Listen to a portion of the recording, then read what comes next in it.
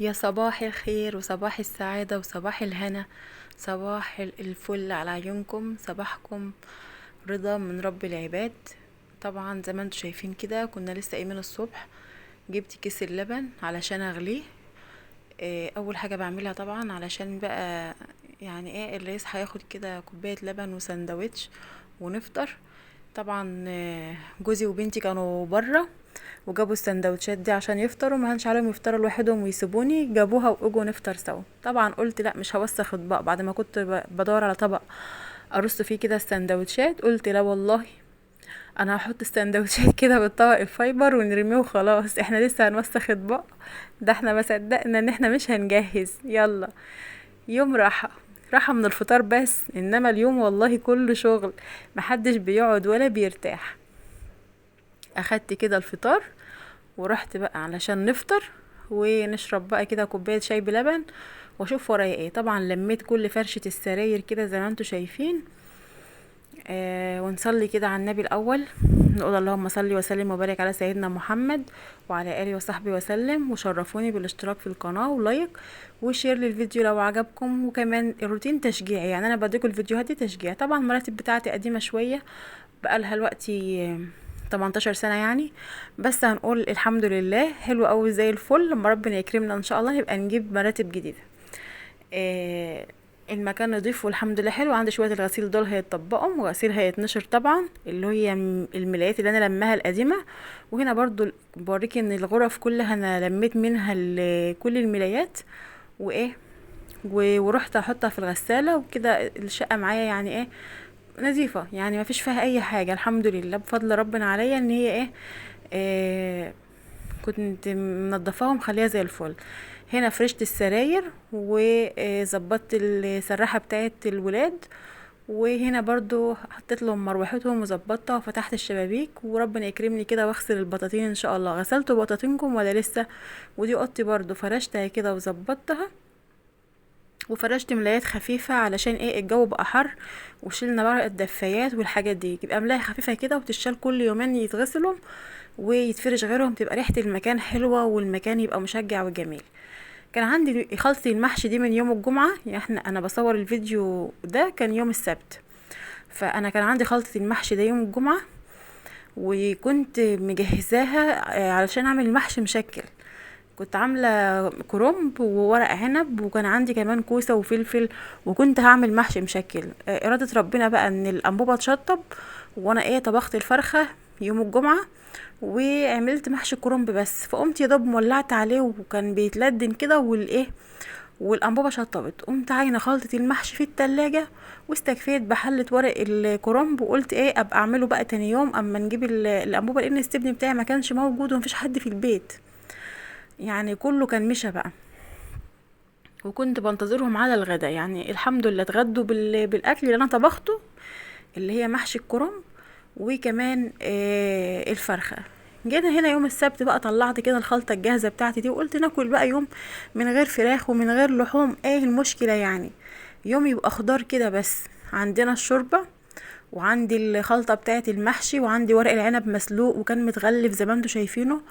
ورق العنب عشان تسلقيه في الايام الحر دي يعني خلاص بقى هو بيشطب، او هو برضو يعني ورق العنب ما عادش حلو زي ما طالع في الاول كده عشان الجو حر. فاحنا بنعمل ايه؟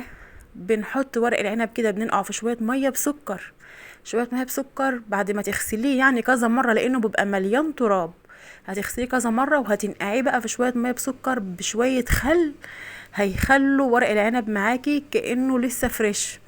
وبعدين تاخديه بقى وانتي بتسلقيه تحط شوية زيت في مية السلق بتاعت ورق العنب، بيخلوا الورقة بتلمع معاكي وزي الفل كده.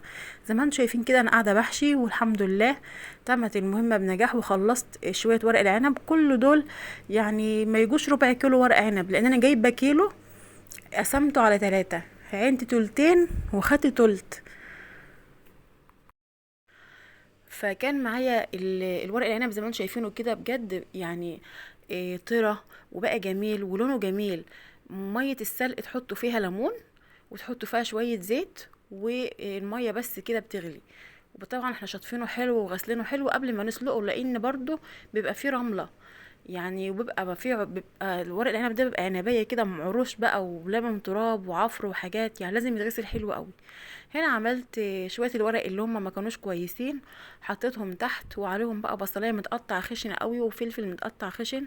عملتهم مرتة كده بشوية البهارات اللي هم السبعة، علشان برضو ايه تديله طعم وريحة حلوة. والله كانت اكله ارداحي بس كانت حلوه قوي يعني، جميله جدا. مش شرط بقى كل يوم لحمه وفراخ، يعني هي كده مالها عيبها ايه؟ اكله جميله وكلها خضار وكلها بروتينات وفيتامينات، حاجات حلوه يعني. برضه انا دخلنا البروتين في ايه؟ هتقولي لي فين البروتين؟ هقولك شوربه الفراخ. ما انا اخدت شوربه الفراخ اللي كانت قبلها بيوم، عملت بها المحشي بتاعي. ظبطت كده حلة المحشي بتاعتي ورصيتها حلو زي ما انتوا شايفين. وكنت بغلي الشوربة، حطيت لها معلقتين كده صلصة، واحدة مرقة دجاج، وقمت مقلباها كويس عشان تدوب. وقمت نازلة بالخلطة دي كده. وكمان قمت ايه، عصرة الليمون في قلب ورق العنب كده، بيخلي لونه وشكله وريحته تحفة.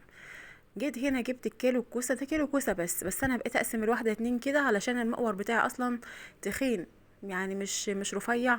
وحشيتهم وكملت كده بمحشي فلفل. ما خليتش عندي اي رز من غير ما يبقى محشي وكده. ما كانش عندي شوربه بقى. عملت ايه؟ خدت معلقتين صلصه على الميه بتغلي، على مرقه دجاج، على ملح وفلفل اسمر وشويه بهارات، وظبطت يعني حيقت كده الشوربه او الميه دي، خليتها تحفه. دي ايد محمد ابني وجاي من الامتحان ميت من الجوع، وانا نزلت المحشي كده سخن، وعملت له كوبايه عصير مانجا فريش كده، سكرها خفيف وجميله كده وساقعه. وعملت له كمان الكوسه والخضار، وقمت غرفاله احلى اكل في ثواني. ويوم معدى، يعني يوم معدى من غير لحمة، من غير فراخ، من غير سمك. كيلو كوسة 5 جنيه 7 جنيه. انا اللي بوريكوا ده، انا اللي كنت باكل بقى صباع المحشي ده وبقول لكم شفت جماله. صدقوني ما كنتش فاضيه اقعد اتغدى، يعني في اليوم ده بجد انا كنت هلكانه شغل في البيت. وكان برضو يوم الخميس اللي قبله كنت ناكشه البيت كله وقلبه الشقه. جينا بالليل كده العيال بقى يعني ايه، قالوا لا احنا جعانين وعاوزين ياكلوا كبده.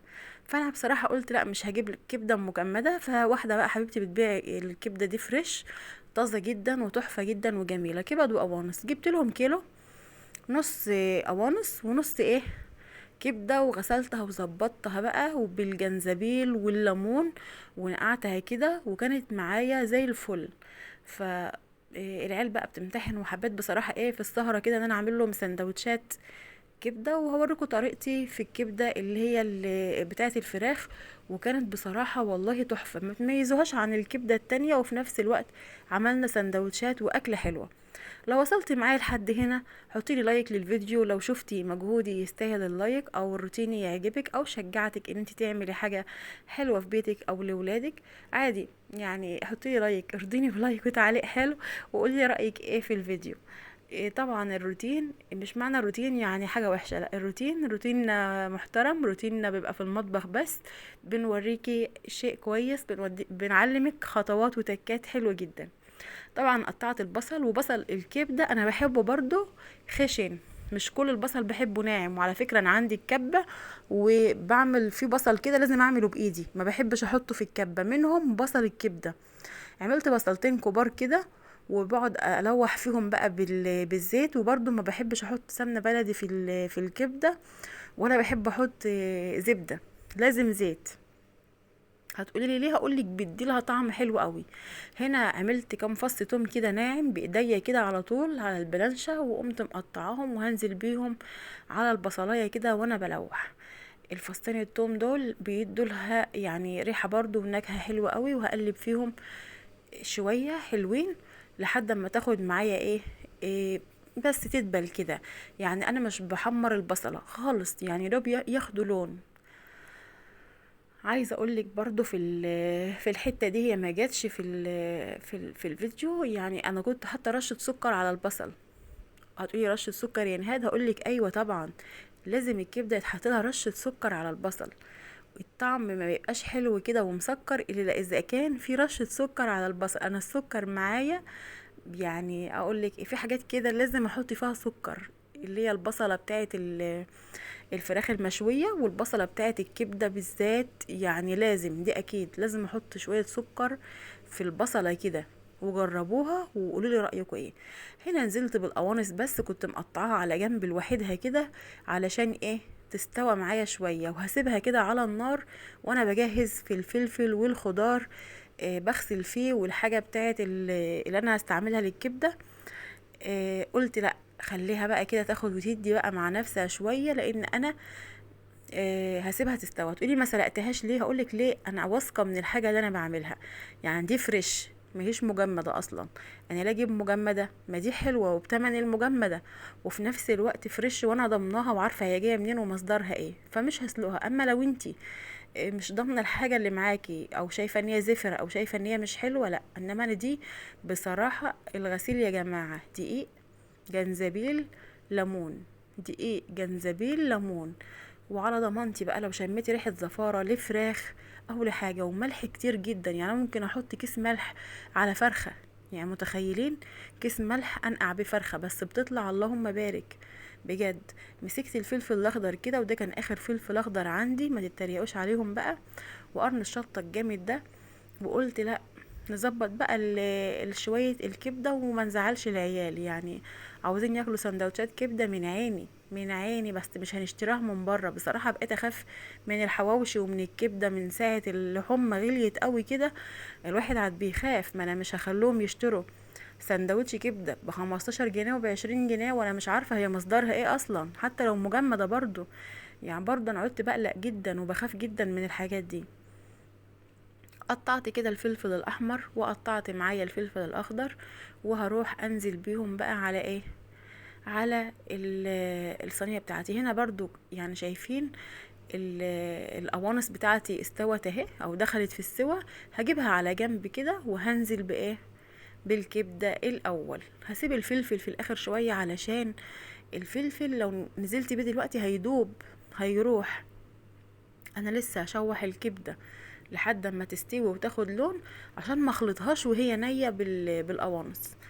تمام كده. شايفين الكبده معايا فريش فريش فريش، وشكلها بجد تحفه، وانا متاكده من نظافتها. يعني انا متاكده من نظافتها. تقولي ما سلقتهاش، اقولك لا، مش هسلقها. هي كده العيال تاخد فايدتها، الحديد اللي فيها هم محتاجينه. فالكبده دي اما تكون نظيفه، واما تكون مصدرها حلو، واما تكون كبده الفراخ بالذات انت عارفه مثلا اللي عاتيها لك، او اللي انت شاريها منها مثلا بتربي في البيت، او اللي هي نضيفة، مش اخده هرمونات ولا اخده علاج ولا كده. هنا كنت بعصر ليمون، عصرت عليها كده ليمونة كاملة عليها من كل الانحاء، وهنا بذرايه وقعت مني شيلتها، ما خدتش بالي منها شيلتها. فبقول لك اللهم صل على سيدنا محمد، كده بتبقى معاكي زي الفل.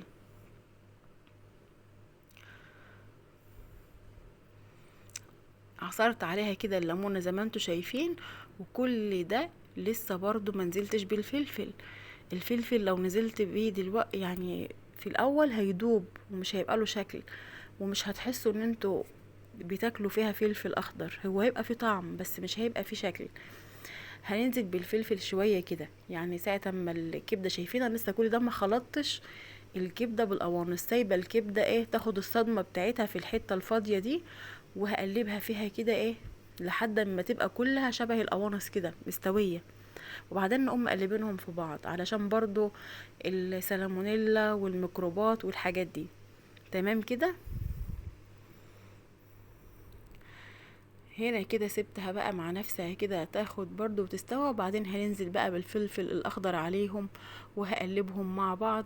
كده شايفين الكبدة استوت والقوانص استوت، يعني داخلين في السوا الاتنين بقى زي بعض. اسيبهم بقى يكملوا سوا مع بعض، ونشوف باقي التفاصيل. يعني لسه كده دقيقة في الفيديو، وما تنسينيش في اللايك والاشتراك في القناة لو اول مرة تشوفيني.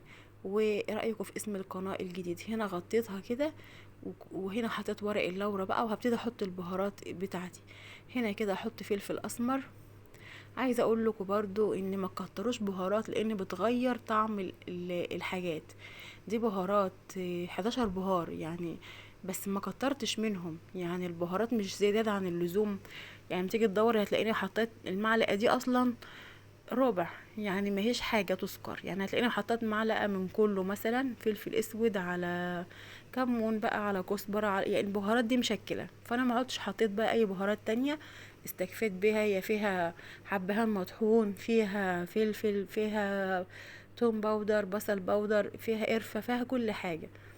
هنا بقولك انا هحط بقى الخل بتاعي، علشان كده تمام ما عادش فيه زفارة خالص في الكبدة. اخر حاجة بقى بحطها هي رشة الملح بتاعتي، وبرضو المعلقة اللي معايا دي ربع، فمهيش كتير، فهماني؟ الكبدة بتاكليها بتاكلي سكر فعلا، يعني سكر. كل ده برضه انا محطتش الطماطم، كل حاجة بتاخد مرحلتها يا جماعة. كده هقوم مغطية برضو، واروح للطماطم بتاعتي اقطعها وانزل بيها عليها، او هي انا اصلا كنت قطعتها.